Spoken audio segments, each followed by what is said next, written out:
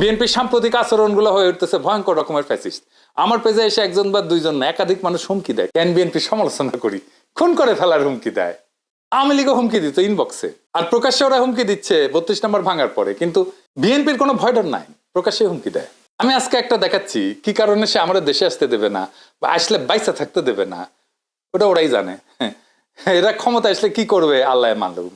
হ্যাঁ, আইডম থাকলে করে নিস রে ভাই, হ্যাঁ করে নিস, যে জিতবে ওই তো সিকান্দার হবে। হাইডম থাকলে তুই আমাকে দেখে নেবো, আমার হেডম থাকলে তো করে দেখে নেবো। এটাই রাজনীতি।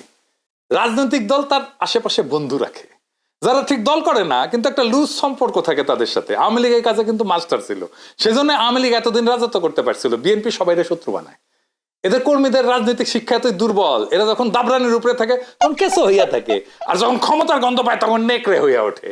যাই হোক, এগুলো নিয়ে আলাপ করবো পরে, নির্বাচন আসুক, ক্যাম্পেইন করে দেবো, দেখাই দেবো জনগণকে কাদের ভোট দিতেছেন, দেখেন কিছুই হবে না হয়তো, কিন্তু আমি খায় না খায় কন্টেন্ট বানাবো। শুধু আমরা যে গালিগুলো দিছে বিএনপির কর্মীরা, সেগুলো কম্পাইল করলে না 10টা এপিসোড হয়ে যাবে।